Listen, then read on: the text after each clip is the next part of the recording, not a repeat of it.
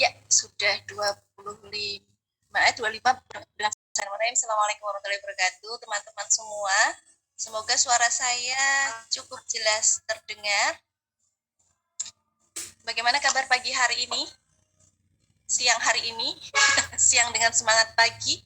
Semoga teman-teman semua senantiasa sehat, selamat, berkah, berlimpah, damai, dan bahagia senantiasa teruntuk kita semua.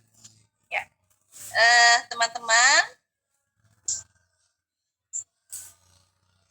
saya hari ini mungkin akan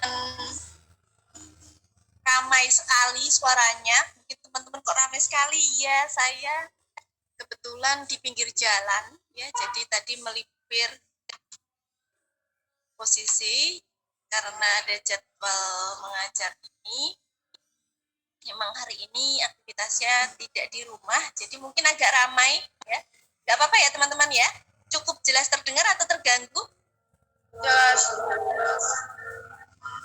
Baik, saya kira kita langsung saja untuk melanjutkan materi. Mungkin ada yang bisa mengingatkan kemarin kan terakhir yang saya ingat sih di tugas. Untuk materi saya sejujurnya lupa. Kita sampai di slide apa ya? Saya lupa, mohon maaf. Kita sampai di slide keberapa ya? Aspek imunologi sudah masuk, jenis kekebalan udah masuk belum kemarin? Mungkin ada teman-teman yang ingat, aku sejujurnya lupa. Ini sudah belum ya? Belum, Bu. Kemarin baru sampai di imunisasi. Yang dikasih soal tanya jawab.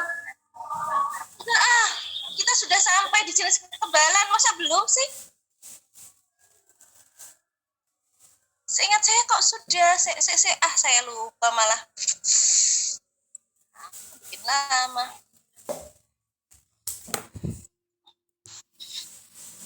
Sebentar. Sudah sampai di kekebalan, Ibu. Ibu hanya mengulas kembali untuk itu soal yang Ibu kasih di kami. Iya, seingat saya itu aku udah masuk di slide imunisasi. Makanya aku ada tugas teman-teman untuk di link cara imunisasi kan? Iya, di YouTube. Nah, itu cuma aku di sininya lupa aspek imunologi jenis vaksin ini udah belum ya? Sampai di slide keberapa gitu loh. Lupa aku itu. Wait.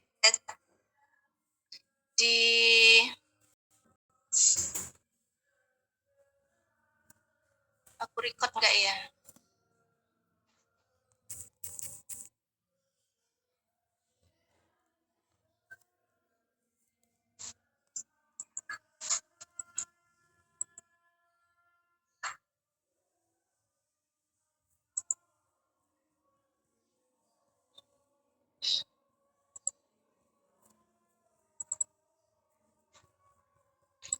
Kemarin itu record nggak ya? Sebenarnya pengen selalu record, tapi memori saya yang terbatas, teman-teman. Jadi mohon maaf. Baru sampai di jenis vaksin, Bu. Jenis vaksin? Ya, Bu. Ini ya? Berarti sebelumnya di aspek imunologi ini sudah ya, teman-teman? Wis tak baleni wae lah.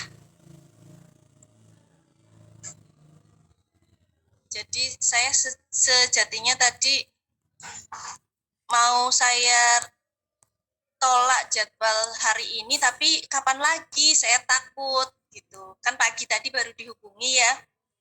Jadinya saya sejujurnya nggak ngecek kemarin sampai di mana. Tapi nggak apa-apa lah, kita ulang aja. Ya. Saya ulang mulai dari jenis kekebalan aja ya teman-teman. Tujuan imunisasi sudah, kita review untuk yang jenis kekebalan. Kenapa ini langsung? Ya, Kemarin kita sudah ulas ini, seingat saya, tapi nggak apa-apa, daripada ragu, saya akan review ulang tentang imunisasi dan juga jenis kekebalan. Kalau dari definisinya kan kita sudah tahu bahwa, imunisasi itu untuk meningkatkan imunitas kekebalan seseorang, ya, agar tubuhnya ini secara aktif memiliki kekebalan terhadap suatu antigen, terhadap suatu virus, terhadap suatu toksin, ya, yang sekiranya kapanpun bisa sewaktu-waktu masuk ke dalam tubuhnya. Sehingga ibaratnya orang berperang itu dia sudah punya senjata, ya. Kekebalan itu adalah senjata dalam tubuh si yang bersangkutan. Apa langsung? Baik, nah saya lanjut ke kekebalan, ya. Jadi tadi imunisasi nanti akan membuat klien yang diimunisasi ini memiliki kekebalan.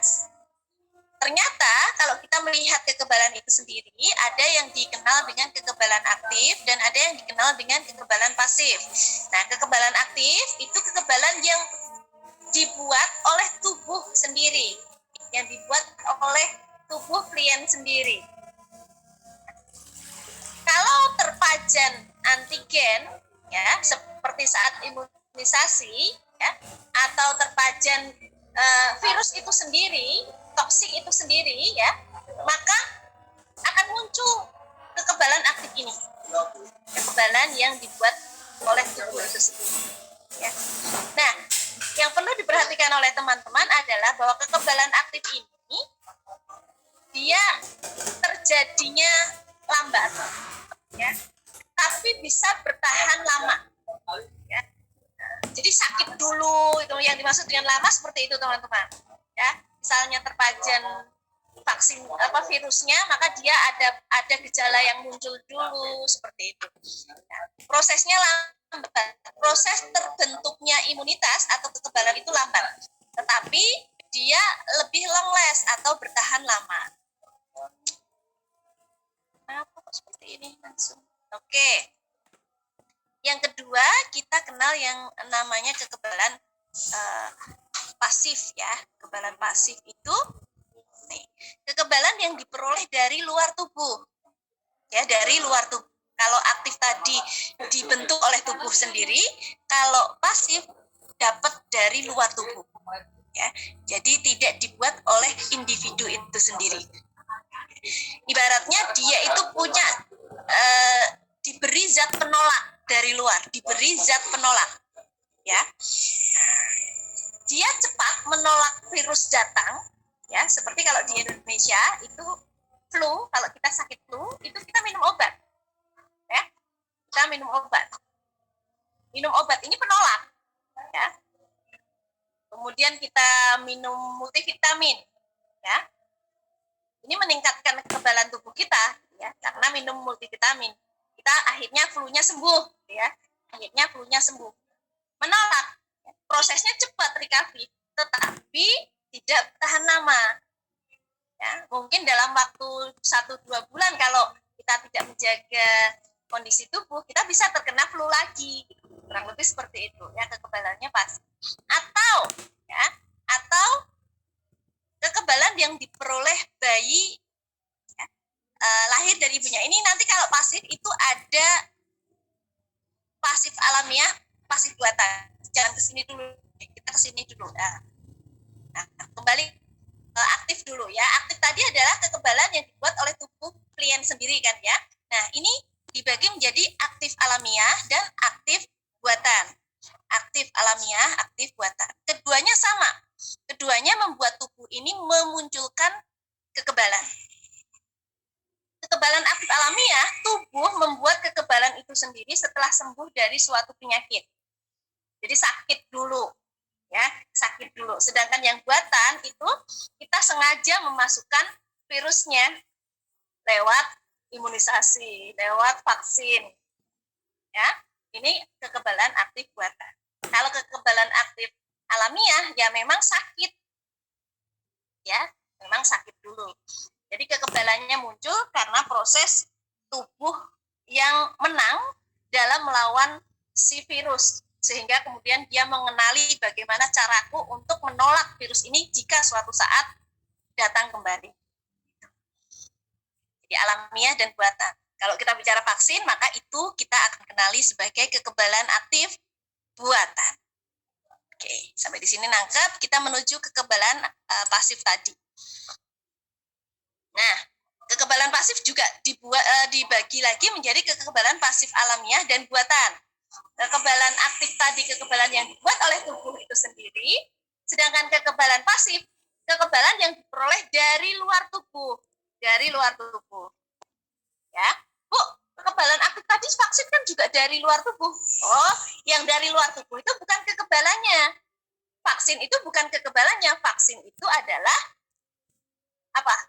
Vaksin itu apa? Kemarin kita sudah bahas tentang definisi vaksin. Vaksin itu kekebalan atau bukan? Vaksin itu obatkah?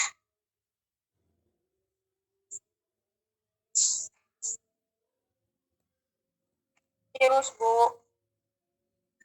Vaksin belum tentu virus ya. Macamnya banyak tergantung ya. Jadi dia itu antigen itu sendiri, mikroorganisme itu sendiri, toksoidnya, ya, virusnya, ya, yang dia diubah sedemikian rupa, ya, sehingga tingkat keparahannya, tingkat kemampuan dia untuk bisa menyakiti si klien gitu ya, itu tidak akan parah. Ya, sejatinya kan dia ini penyakit gitu kan, tapi dilemahkan. Ya, tapi dilemahkan. Jadi dia itu virus itu bukan kekebalan itu sendiri. Ya.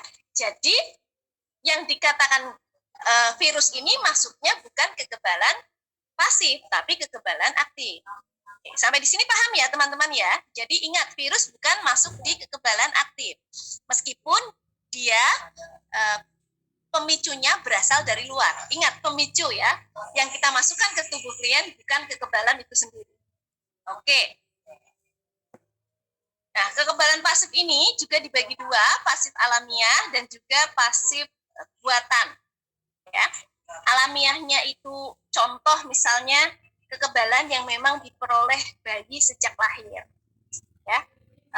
Kolostrum lewat ASI, ya. Itu kekebalannya cepat, ya, tapi memang tidak bertahan lama, seperti itu. Kekebalan pasif buatan, kekebalan yang didapat setelah memperoleh suntikan zat penolak. Nah, itu contoh yang tadi saya sampaikan, seperti sebenarnya sih bukan kekebalan ya. Jadi tubuh akhirnya menjadi sehat gitu loh. Nah, kita perlu kemudian kita minum multivitamin ya. Nah, multivitamin ini akhirnya dia membuat tubuh ini fit untuk bisa segera sembuh dari penyakit. Gitu. Tapi ini tidak bertahan lama. Mungkin dalam hitungan 1-2 bulan ke depan kita bisa kena flu lagi kalau kondisi kita nggak fit. Gitu. Oke. Nah, ini adalah aspek imunologi imunisasi. Oke. Ada kekebalan pasif dan ada kekebalan aktif. Ya, tadi kan kita kenal yang aktif itu dibuat oleh tubuh sendiri. Kita dapatkan itu saat kita atau klien itu ada kontak dengan antigen, entah itu antigennya datang sendiri karena kita akhirnya bergejala penyakit gitu ya, atau antigen itu datang karena dilakukan imunisasi. Berlangsung lama, kekebalannya bisa terbentuk itu tidak bisa dalam waktu yang singkat. Ya, contohnya misalnya sekarang kita ada vaksin COVID ya. Nah, kita perlu lakukan beberapa kali suntikan. Nah, ini artinya tidak langsung terbentuk kekebalan. Sedangkan yang kekebalan pasif dari luar tubuh berlangsungnya cepat ya, tapi memang tidak tahan lama. Ya. Misalnya kekebalan dari ibu. Oke, kita menuju ke jenis vaksin. Dari sini kita tahu bahwa vaksin itu ada dua, vaksin yang tidak aktif dan vaksin yang aktif, ya. Vaksin yang tidak aktif dan vaksin yang dilemahkan, gitu ya. Tidak aktif itu berarti ya memang tidak aktif. Sedangkan untuk vaksin hidup tapi dia bukan yang aktif, dia vaksin hidup tapi dilemahkan. Jadi kalau vaksin aktif itu ya virus aktif itu ya berarti ya virus saat kita itu sedang terkena penyakit, bukan karena imunisasi, itu virus aktif. Nah, untuk imunisasi ini yang digunakan adalah virus, bakteri, atau antigen yang satu, dia hidup tapi dilemahkan, atau memang bukan vaksin yang dia vaksin yang tidak diaktifkan gitu ya, tidak aktif gitu ya, vaksin yang tidak aktif.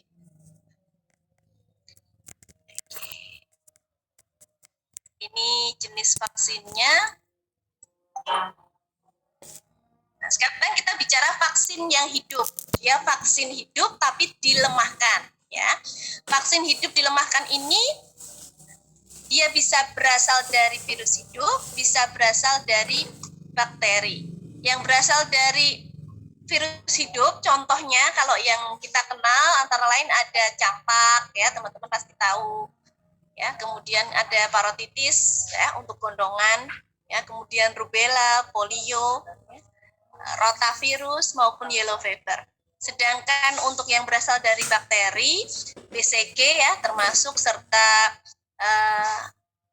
tifoid, demam tifoid itu masuk sebagai bakteri. Jadi vaksin tidak melulu virus teman-teman ya. Jadi virus bu tidak selalu virus. Bisa bakteri. Sedangkan yang vaksin tidak aktif, vaksin yang virusnya tidak aktif gitu ya, berasal dari seluruh sel virus yang tidak aktif. Jadi vaksin itu dibentuk dari sel virus yang semuanya tidak aktif. Ya, tidak ada yang aktif virus di dalam vaksinnya. Ya. Nah, contohnya ada virus flu, ya, polio, rabies, hepatitis A. Bu, flu kok pakai vaksin? Ya, kalau di Indonesia, karena kita negara tropis, ya, kita tidak akan familiar dengan adanya vaksin influenza. Tapi kalau kita mau bepergian ke luar negeri, biasanya disarankan untuk kita vaksin influenza terlebih dahulu karena di sana bukan negara tropis, cenderung lebih ke dingin, ya, dingin kupu-kupu, ya, dimana kalau di area tersebut kita terkena flu maka mematikan, ya. Jadi flu di Eropa adalah penyakit yang mematikan. Ya, kalau di sini kita kena flu masih santai, paling flu, gitu nggak sih? Kok nggak masuk, kenapa? Nggak apa-apa kok, paling flu 1-2 hari juga sembuh, ya. Kita membahasakannya seperti itu ya kalau kena flu ya. Ternyata di Eropa tidak bisa, flu mematikan di sana. Jadi kalau orang Eropa atau kita mau berpergian ke Eropa pasti disarankan untuk vaksin influenza. Kemudian dari bakteri keseluruhannya juga inactivated, ya, tidak aktif. Ada bakterinya, ada pertussis, ya, tifoid, cholera, lepra, ya, ini contoh-contoh yang berasal dari bakteri. Kemudian yang berasal dari fraksional vaksin, ya, ada hepatitis B, ada influenza, ya, kemudian pertussis, ya, tifoid B, dan lain. Kalau di kita banyaknya ya virus yang tidak aktif dan juga bakteri yang tidak aktif.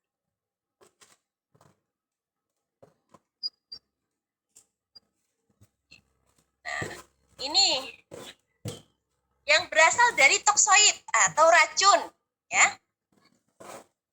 Ada difteri, tetanus, botulinum, ya.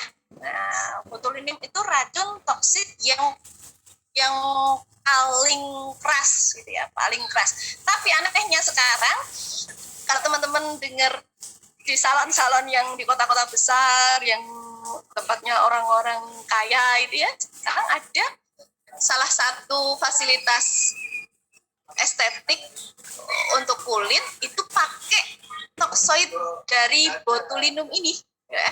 Jadi kita kenal dengan istilah bateks pelayanan pakai botok ya untuk mencangkan kerut-kerut. Kalau di artis itu mungkin teman-teman tahu. Nah itu sebenarnya para ahli membuat dari toksik ini botulinum ya. Nah, kuasa Tuhan. Kemudian yang berasal dari polisakarida murni ada pneumococcus ya, ada meningococcus meningitis ya. Nah, juga influenza tipe B. Yang gabungan polisakarida teman-teman, di sana ada influenza tipe B dan juga pneumococcus. Ya. Nah, itu kemudian ini juga pernah saya berikan tugas ya di awal-awal dulu. Ini tentang imunisasi yang diharuskan di Indonesia. Jadi ada yang diharuskan, ada yang disarankan, ya dianjurkan. Yang diharuskan ada BCG, hepatitis B, DPT, serta polio. Sedangkan yang dianjurkan untuk tambahan ya ada MMR ya, zamannya Bu Woro dulu nggak ada, sekarang ini memang oke, dianjurkan untuk bisa mendapatkan imunisasi ini sampai dengan varicella. Oke, sampai di sini teman-teman ada yang ditanyakan? Kalau tidak, saya mau pakai ini. Saya mau share screen materi via saya. Kelihatan nggak? Kelihatan nggak teman-teman? Kelihatan Ibu. Kelihatan. Yuk kita mulai untuk bahas BCG ya. Kalau nggak kelihatan saya besarkan karena ini pakai Word. Maaf teman-teman. Kelihatan nggak sih? Kelihatan Ibu. Udah berapa?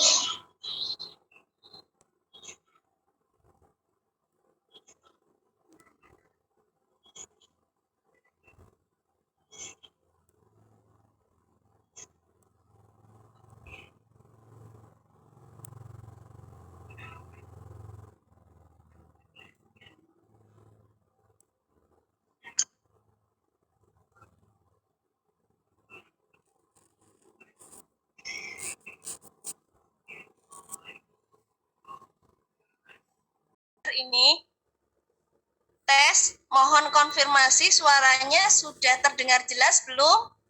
Jelas Ibu. Jelas Ibu. Terima kasih masih mau bertahan. Woro kaget mati lagi. Baik, kita lanjut karena tinggal 10 menit. Ya. Oke, udah ya. Nah, kita tadi bahas tentang BCG teman-teman ya. BCG untuk apa sih? Basil Calmette Guerin ini dia vaksin untuk memunculkan kekebalan terhadap penyakit apa? Terhadap penyakit apa teman-teman? TBC. TBC ya, TBC tuberkulosis ya. Nah, kalau tadi kita bahas tentang vaksin itu ada yang hidup tapi dilemahkan, ada yang dia tidak aktif. Nah, untuk BCG ini kita pakainya yang dilemahkan. Jadi dia hidup tapi dilemahkan ya. Ya, benar sekali ini untuk mencegah penyakit TBC atau tuberkulosis. Biasanya memang dia akan diberikan di awal bulan ya, sekitar 1 bulan lahiran ya itu diberikan. Dosisnya sangat kecil, 0,05. Nah, ini adalah penyimpanannya secara umum seperti ini ya. Karena dia bentuknya vaksin kering, setelah diencerkan maka tidak bisa diberikan di atas 8 jam. Gitu. Nah, ini ada reaksi KIPI pada beberapa orang tertentu, pada beberapa bayi tertentu yang diberikan vaksin ini, teman-teman. Ya. 26 minggu setelah imunisasi BCG ini akan muncul papula atau seperti bisul ya, bisul kecil ya pada area injeksi. Yang semakin besar ya dapat terjadi ulcerasi. Kita udah bahas ini deh kayaknya kemarin. Benar gak sih? Kok Boro kayak ingat kayak enggak gitu. Oke lah, kita lanjut. Nah, dia akan sembuh sendiri sehingga nantinya sekitar 3-4 bulan itu akan sembuh sendiri dan akan meninggalkan bekas luka parut ya, bekas luka parut. Maka teman-teman semua kalau dilihat di bahunya ya, di bahu kanan ya, itu ada jaringan parut di sana. Oke, berarti sudah pernah BCG. Ada kemungkinan juga bisul kecil tadi atau papula tadi mengeluarkan cairan yang kalau orang tuanya ini belum paham maka akan menimbulkan kecemasan. Oleh karenanya, nakes dalam hal ini bidan perlu memberikan pendidikan edukasi kepada si ibu.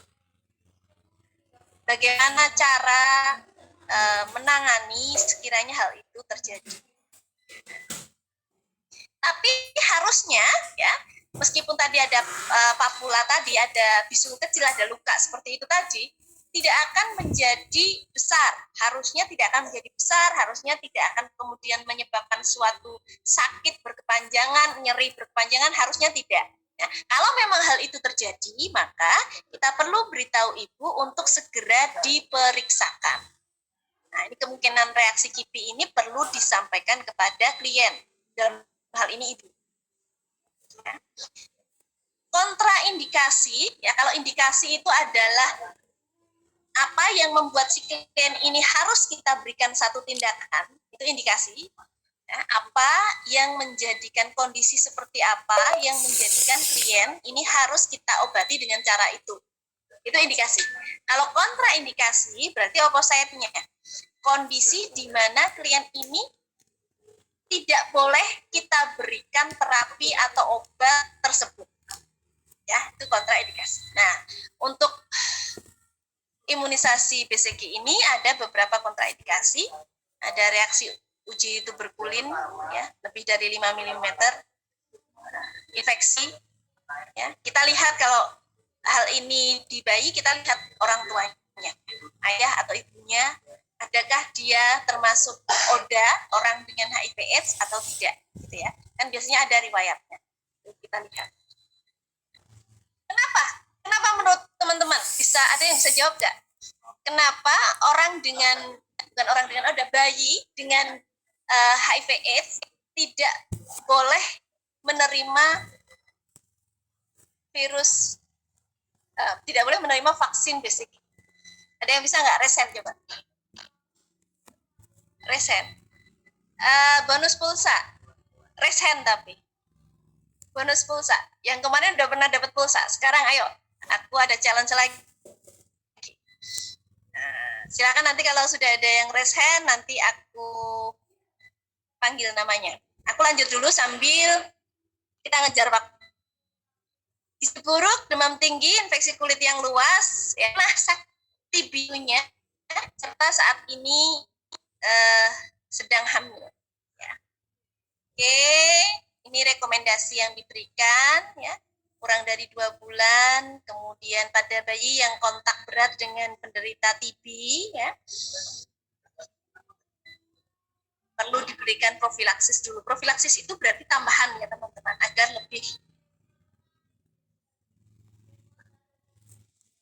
lebih efektif. Oke, tata cara penyuntikan kita tidak bicarakan, kita menuju pada yang kedua, nah, hepatitis B. Ayo, tadi pertanyaannya masih kalau ada yang sudah bisa resen. Ya. Hepatitis B sekarang. Hepatitis ini penyakit endemik ya. Tujuannya untuk mencegah terhadap terjadinya penyakit hepatitis B. Ya. Ini dosisnya cukup sedikit, 0,5 mili. Ya. Diberikan secara IM, ya, suntikan dalam, ya, atau IM.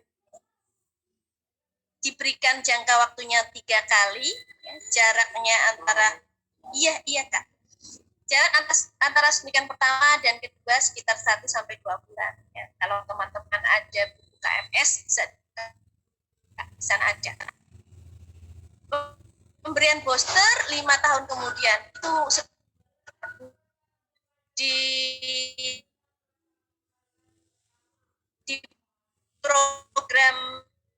program apa imunisasi di TK-TK itu ya, nah, itu berikan lagi hepatitis ini.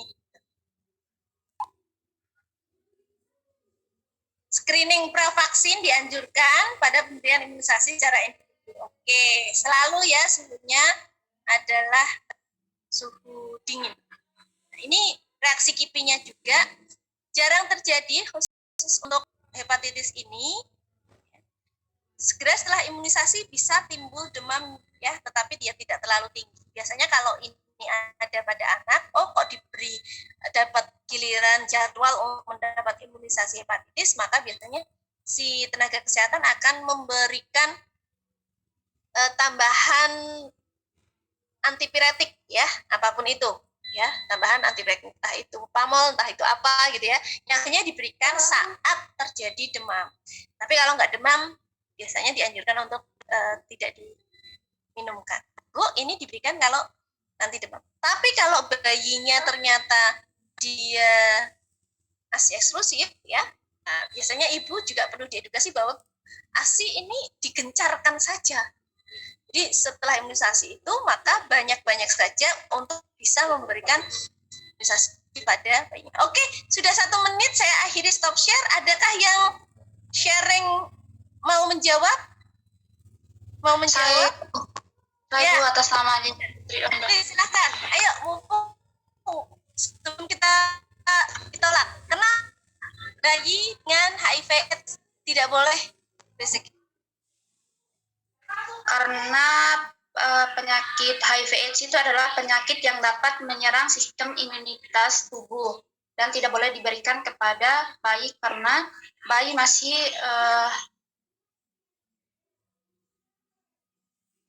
mengalami pengobatan yang mempengaruhi sistem imun tubuh, Ibu.